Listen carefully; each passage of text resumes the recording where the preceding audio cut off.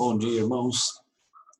Iniciamos hoje um novo trimestre de nossa escola dominical e resolvemos então gravar nossa aula de escola dominical no formato diferente hoje.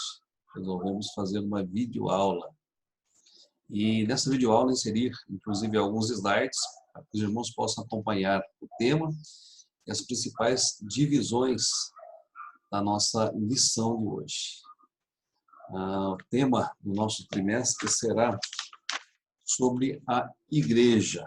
Logo mais nós vamos mostrar a capa da nossa lição. A revista Nossa Fé tem como tema desigrejado nem pensar. E esse termo desigrejado, ele designa aqueles que, tendo frequentado a igreja, tendo professado a sua fé, tendo assumido cargos, inclusive de liderança, hoje se encontram afastados da igreja. Hoje escolheram não participar efetivamente de nenhuma igreja. E é um termo bastante apropriado, um termo bastante contemporâneo e descreve, de fato, muitos que estão vivendo essa situação. Eu, particularmente, conheço pastores, presbíteros, diáconos, irmãos e irmãs que outrora corriam bem, mas hoje estão distantes da casa de Deus, estão desigrejados. Convido você, portanto, a participar conosco dessa aula e a tê-la consigo para outros momentos de estudo da palavra de Deus. Nós vamos começar com o texto básico da nossa lição. E a nossa lição hoje é a lição número 1 e tem como tema a importância da igreja. O texto básico encontra-se em 1 Timóteo, capítulo 4, versículos 14 ao 16. Nós vamos ler. Não te faças negligente para com o dom que há em ti, o qual te foi concedido mediante profecia, com a imposição das mãos do presbitério. Medita nessas coisas e nelas ser diligente, para que o teu progresso a todos seja manifesto. Tem cuidado de ti mesmo e da doutrina. Continua nesses deveres, porque fazendo assim, salvarás tanto a ti mesmo como aos teus ouvintes. Nesse momento nós vamos compartilhar a tela, um PowerPoint. Apareceremos no cantinho dessa tela.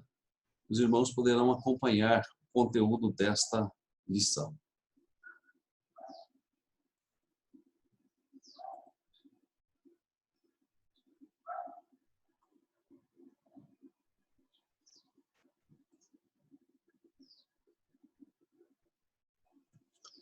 Como os irmãos podem perceber, o tema da nossa lição é desigrejado nem pensar, Jesus sim, igreja também. A nossa revista, nosso currículo é o da nossa fé. O autor, na introdução da nossa lição, ele convida-nos a pensar nestes pontos. O primeiro deles, a igreja não é meramente um grupo sociológico, formado por pessoas que professam a mesma fé e que têm outros valores morais e éticos em comum. É fato que os que estão na igreja professam a mesma fé, têm valores éticos e morais comuns. Porém, ela não é meramente isso. É mais do que isso. Então, ele nos afirma, no item 2, que a igreja é uma expressão graciosa e também didática, que aponta a relação que Deus tem consigo mesmo na Trindade. Nós sabemos que a Trindade é formada por Pai, Filho e Espírito Santo. E essas três pessoas vivem e convivem harmoniosamente. E essas três pessoas podem ser chamadas de uma. Interessante pensar que Cristo foi chamado e reconhecido como Deus. E é interessante pensar que o Espírito Santo é designado na Bíblia como o Espírito de Deus e o Espírito de Cristo. A primeira menção disso se encontra lá no livro de Gênesis, capítulo 1, versículo 26, quando o texto nos diz que A obra da criação foi uma obra da Trindade. Diz esse texto: façamos o homem a nossa imagem e semelhança. Perceba que o termo está no plural. Pai, Filho e Espírito Santo. Façamos o homem a nossa imagem e semelhança. Muito bem. Desculpe. Se a igreja não é meramente um grupo sociológico, como a igreja pode ser definida? Bem, a igreja pode ser definida, segundo o autor da nossa lição, por indivíduos que são chamados pela palavra de Deus e agregados pela palavra de Deus ao longo do tempo. E ela não conhece barreiras sociológicas, não conhece barreiras étnicas ou barreiras intelectuais. Todas as pessoas, com todas as suas diferenças, são chamadas pela palavra para pertencer à igreja.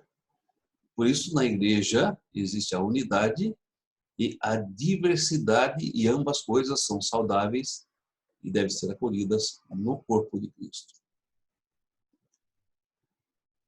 Um outro ponto que o autor destaca no início da nossa introdução é que as pessoas, por serem, por natureza, inclinadas para o pecado, e aqui deve-se incluir mesmo aquelas que foram lavadas e alvejadas pelo sangue de Cristo, há uma tendência natural de se opor a qualquer veículo, a qualquer instituição, a qualquer organização e até mesmo a qualquer organismo que imprima um ritmo moral para o comportamento humano e que estabeleça valores absolutos para a vida em sociedade. E aqui está um problema que atinge os desigrejados. Muitos deles não querem e se opõem a qualquer veículo que imprima um ritmo moral para a sua vida. Muitos deles não querem e se opõem a qualquer veículo, organismo, instituição que estabeleça valores absolutos para a sua vida. Então vem a questão: será que a igreja, como organismo vivo, está em crise? É o que nós vamos ver ao longo desta lição. O primeiro ponto é o testemunho das Escrituras. É interessante pensar como a Bíblia define a igreja. E há diversos termos que são empregados e, conforme nos diz o autor da lição, se tornam campos simbólicos. Já vamos ver o que isso significa. Observe, irmãos, que a igreja é chamada de corpo de Cristo, povo, rebanho, família de Deus, templo do Espírito, coluna e baluarte da verdade. Todos esses termos, corpo de Cristo, povo, rebanho, família de Deus, templo do Espírito, coluna e baluarte da verdade, são campos simbólicos. E o que isso significa? Todos esses campos simbólicos têm um significado muito grande em si mesmo. Hoje nós vamos estudar alguns desses campos simbólicos. E o texto é esse que está em destaque. 1 Timóteo 3, 14 e 16. Escrevo-te estas coisas para que, se tardar, fique cientes de como se deve proceder na casa de Deus, que é a igreja do Deus vivo, coluna e baluarte da verdade. Especificamente, esses dois últimos termos serão estudados na nossa lição. Observem que, ao chamar a atenção de Timóteo quanto ao seu procedimento, e se ele chama a atenção quanto ao procedimento de Timóteo, ele convida Timóteo a pensar no seu comportamento, na sua conduta, no seu testemunho. Ao chamar a atenção para o procedimento de Timóteo, Paulo compartilha também a sua compreensão da identidade da igreja, ou seja, o que é a igreja. E no segundo ponto, o autor da nossa lição destaca que a igreja é a casa de Deus e nos dá as primeiras noções. Então, quando nós pensamos nesse campo simbólico, casa, qual é o seu significado?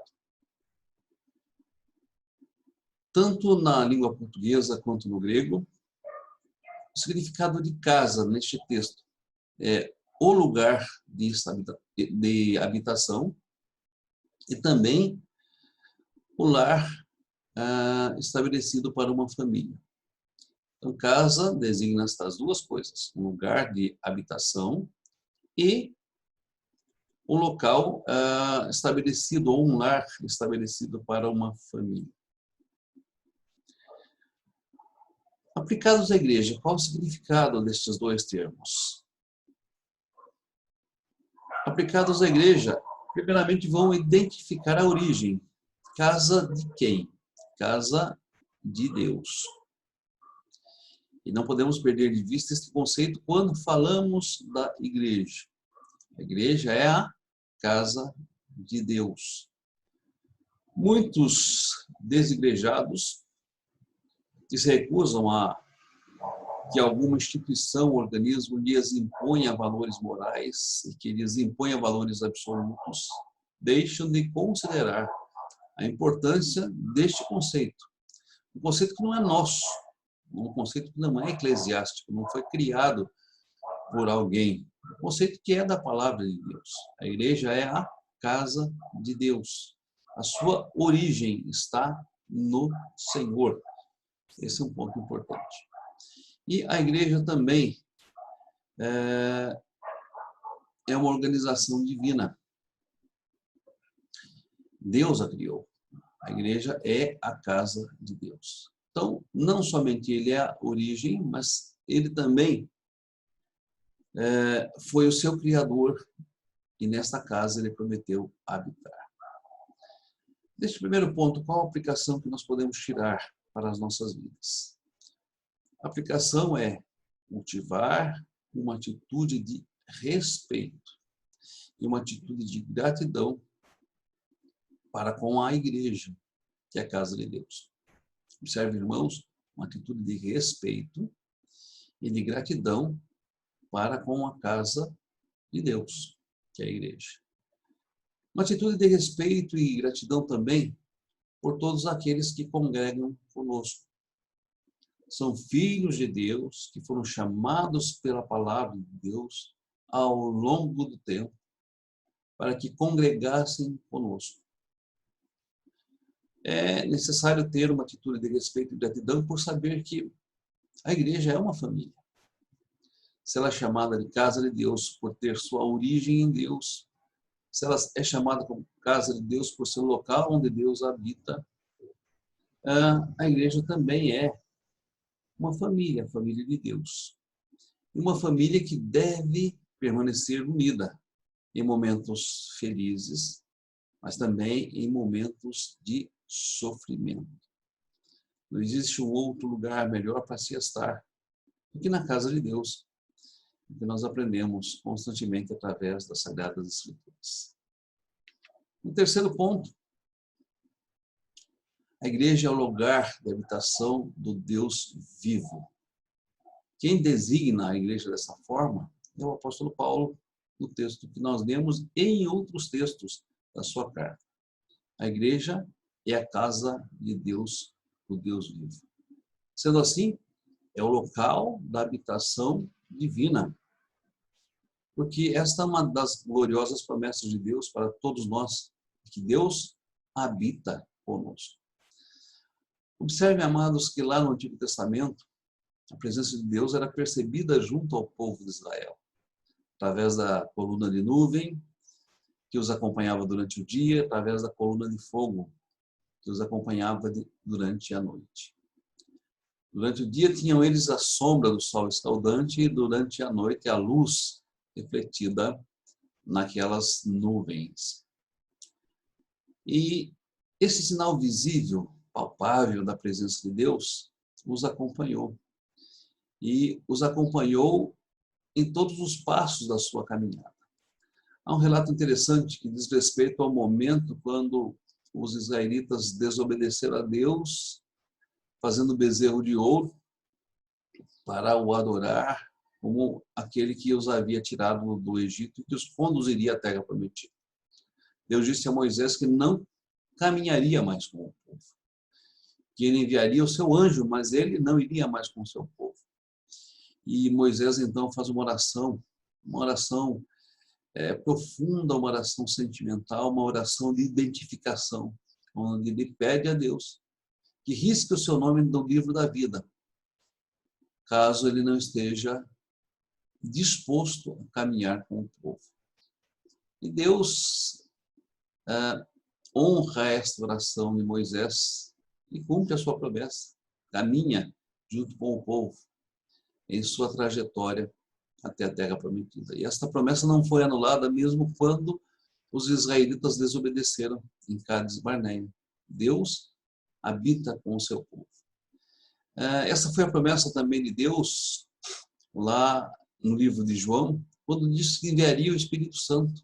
E qual a função do Espírito Santo? Estar para sempre convosco, habitar para sempre convosco. É interessante pensar que Jesus chama o Espírito Santo ali de um outro consolador, indicando que o Espírito Santo viria para representar o que ele representava como o primeiro consolador para o povo de Deus que caminharia sem a sua presença física. Eu vos enviarei um outro consolador. O primeiro é Jesus, o segundo é o próprio Espírito. E disse isso Jesus no momento em que eles estavam, os apóstolos e discípulos, estavam contristados, porque Jesus disse que subiria aos céus, que iria preparar-lhes morada. Portanto, é uma promessa divina, de estar para sempre com o seu povo.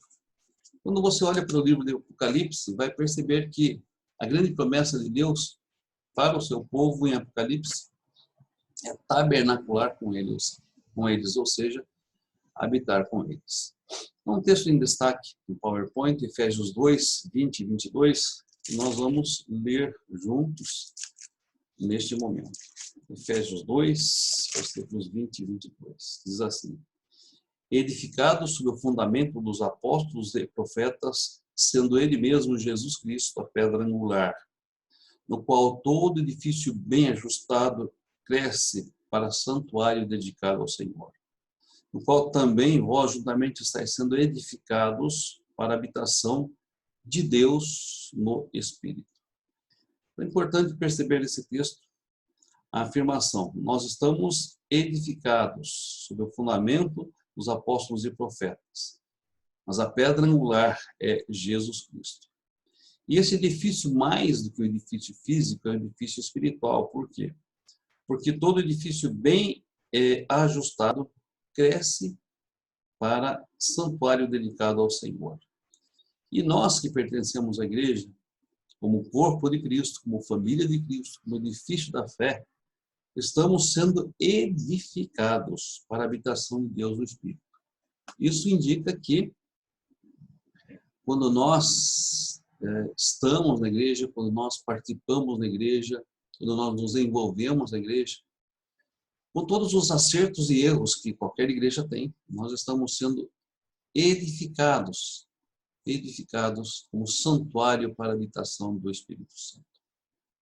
Percebam, meus irmãos, que Deus soberanamente, livremente escolheu conviver, escolheu se relacionar. E olha o termo interessante, Deus escolheu se peregrinar, ou seja, caminhar com as pessoas, manifestando a sua presença transformadora, abençoadora, e reunindo ao redor de si indivíduos, sendo Ele mesmo aquele que habita nesses indivíduos e nesses corações. Qual a aplicação deste terceiro ponto? Se queremos estar onde Deus está, nós precisamos estar na igreja. Porque o modo como nós nos relacionamos com Deus, ele determina o modo como nós nos relacionamos com os irmãos. E o modo como nós nos relacionamos com os irmãos identifica o modo como nós nos relacionamos com Deus. Os irmãos percebem isso? Veja que a Bíblia diz: como pode alguém afirmar que ama a Deus, a quem não vê, se não ama ao seu próximo, como que está consigo mesmo?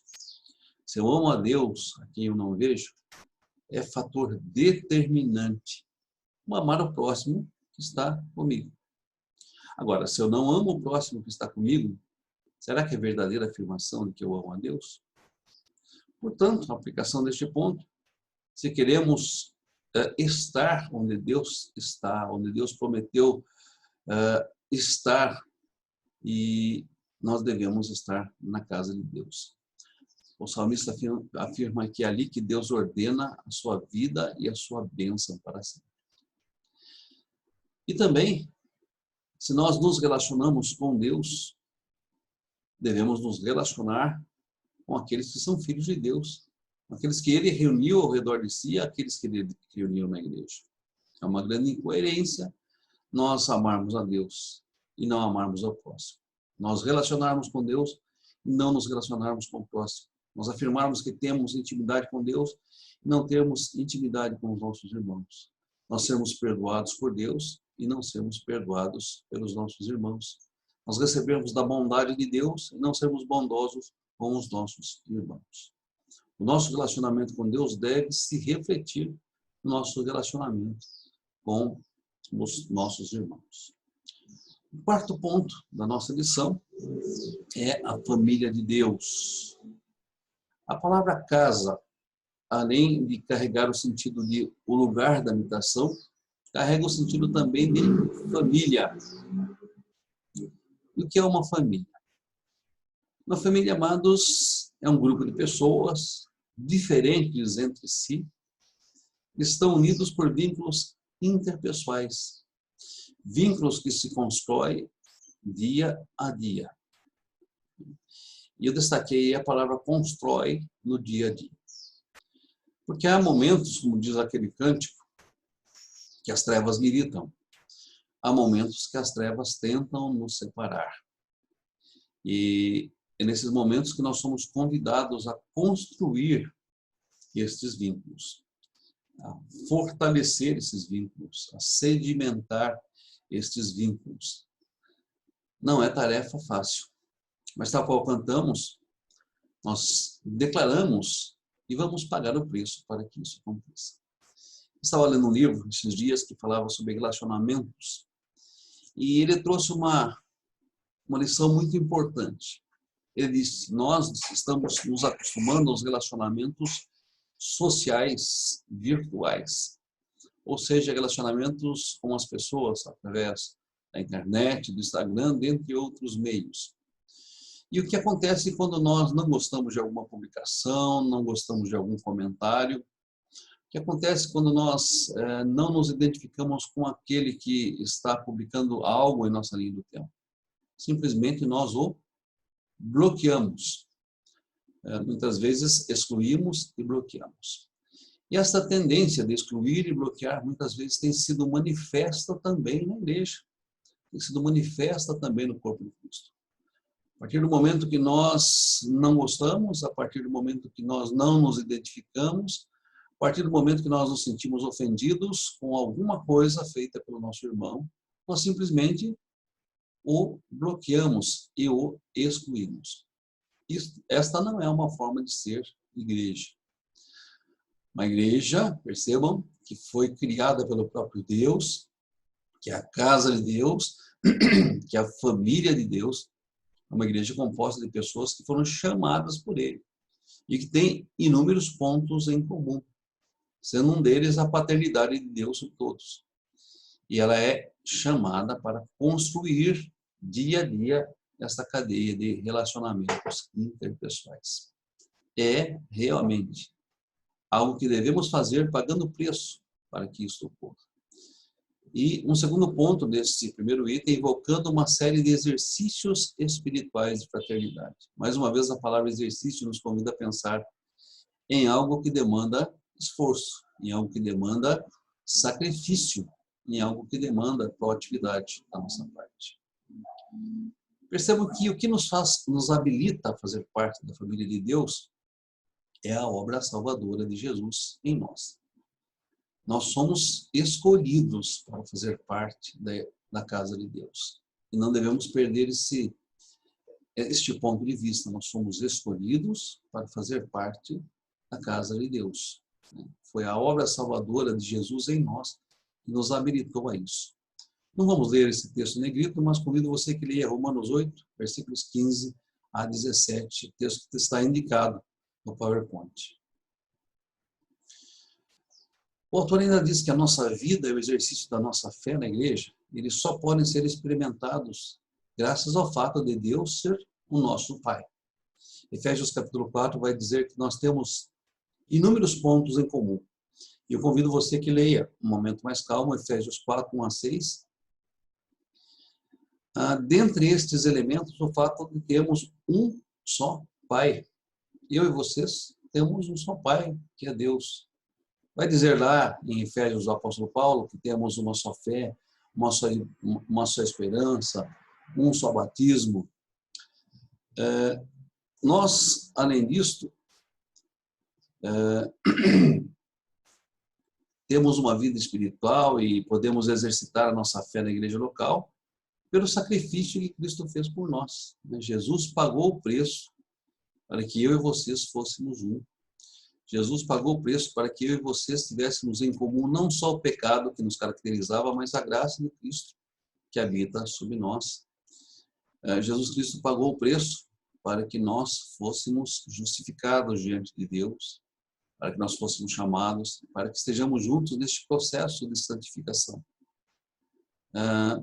Segundo Jesus Cristo, na parábola do credor incompassivo, ele pagou a nossa dívida que era imperdoável, para que nós pudéssemos viver em liberdade. Nós devemos também pagar as nossas dívidas menores e estar dispostos a perdoar aqueles que nos devem, os nossos devedores, para que possamos viver em comunhão. E é importante entendermos também, ainda segundo Efésios capítulo 4, que quem criou a unidade não fomos nós. Nós somos só convidados para nos esforçar a preservar a unidade do Espírito Santo no vínculo da paz. Quais as aplicações desse quarto ponto?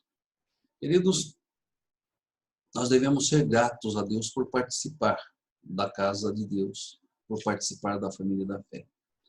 Esta é uma obra que vai além de nós mesmos. É uma obra de Deus Pai, Deus Filho e Deus Espírito Santo. Eles atuaram para que nós fôssemos o seu corpo, a sua família, esse organismo vivo, composto sim de pessoas diferentes, mas pessoas que são necessárias, composto sim de diversidade, mas uma diversidade que promove a unidade. Nós devemos ser gratos e adorar a Deus por isto. E ser gratos também e adorar a Deus porque neste convívio nós somos abençoados e nós somos transformados. Deus coloca pessoas ao nosso redor, porque sabe que elas podem trabalhar alguma coisa que nós necessitamos em nós mesmos. Porque Ele sabe que tais pessoas podem nos ajudar a ser ainda melhores, a ser mais santos, e mais perfeitos e perfeitamente habilitados para toda a boa obra. Eu creio que a soberania de Deus abraça também os nossos relacionamentos, e não é por acaso que nós nos relacionamos uns com os outros, com suas qualidades e com seus defeitos. São estas coisas que nos equiparão, que nos prepararão, que nos transformarão segundo a vontade de Deus. E o último ponto, a igreja é coluna e baluarte da verdade. A palavra coluna, ela remete-nos a quê? Remete-nos à sustentação de uma determinada estrutura. Ou seja, aquilo que entre o alicerce e aquilo que vem depois, ele é a mediação. É a mediação entre o alicerce e aquilo que foi construído. A igreja, portanto, é a face visível do reino de Deus. E a responsabilidade da igreja é ser o suporte para a revelação, para a proclamação, para a administração e para a proteção da verdade de Deus. Vejam quão grande é a responsabilidade da igreja. Ela é a face visível do reino de Deus e ela tem responsabilidades. Suporte da revelação, ou seja, aquela que mantém, aquela que é a guardiã da revelação de Deus, deve manter e guardá-la em toda a sua integridade. E esse foi um desafio proposto pelos reformadores. Uma igreja reformada deve se reformar sempre, não permitindo que coisas adentrem a ela sem que sejam respaldadas pelas Sagradas Escrituras. Ela é a guardiã da palavra. Observe que quando os irmãos professam a fé, os irmãos assumem um compromisso de serem fiéis às autoridades da igreja, enquanto estas forem fiéis à palavra de Deus. A palavra de Deus está sobre todas as autoridades da igreja, sobre toda e qualquer autoridade. Ela é a nossa referência, ela é a nossa regra, a única de fé e prática. A igreja, portanto, é o suporte para a revelação. A igreja também é aquela que proclama a palavra de Deus. É a única que tem condições de proclamar a palavra de Deus. É aquela que administra e protege a verdade de Deus. Portanto, a igreja tem a incumbência de administrar e propagar essa verdade. E, por isso, a igreja não pode perder a sua identidade. Isso é um ponto muito importante. Quando a igreja perde a sua identidade, ela deixa de administrar e propagar a verdade de Deus. E muitas igrejas, ao longo dos séculos, têm perdido a sua identidade. Portanto, se a igreja perder a sua identidade, ela será removida do seu lugar. Foi isso que Deus disse à igreja de Éfeso, que embora fosse zelosa pela doutrina, havia perdido o vigor do seu primeiro amor. Ele convida essa igreja a se arrepender, a voltar ao seu primeiro amor. Pois, caso contrário, removeria esta igreja do seu lugar. Isso é muito sério. A identidade da igreja deve ser preservada. Caso contrário, a verdade ficará vulnerável, sujeita a interpretações equivocadas e o evangelho comprometido, puro, simples e sério do reino deixará de ser anunciado. A segunda palavra, baluarte, significa fundação, lugar seguro, aquilo que permanece por si mesmo. Uma palavra parecida com coluna. E ao aplicar esse conceito na igreja, o apóstolo Paulo transmite a ideia de que a igreja é uma instituição criada por Deus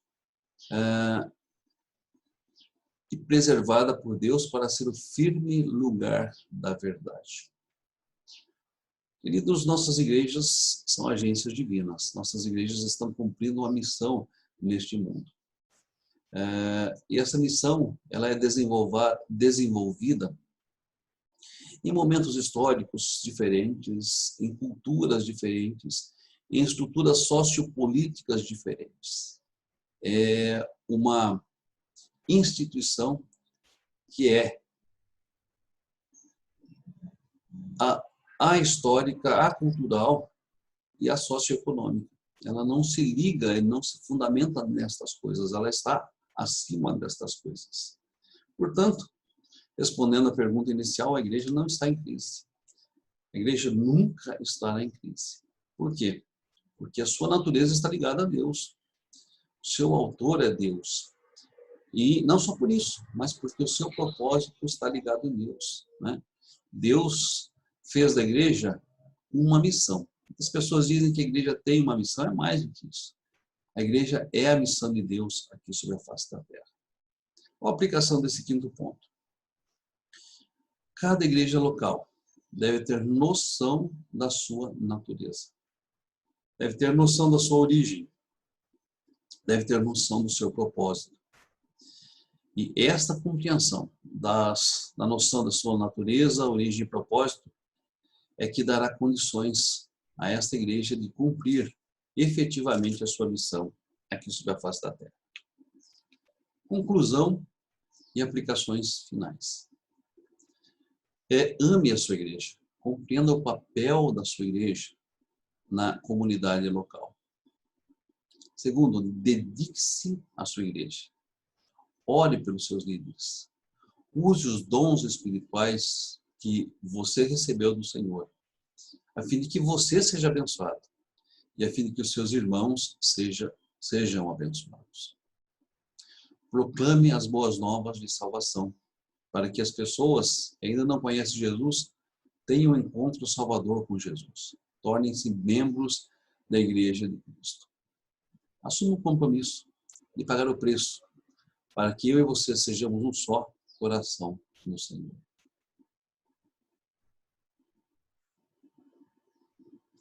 Queridos irmãos, que Deus abençoe a todos, que Deus conceda um feliz domingo a todos, que a graça de Jesus guarde o coração de todos vocês e que em breve nós, que somos a Igreja de Cristo, possamos estar reunidos outra vez na casa do nosso Deus.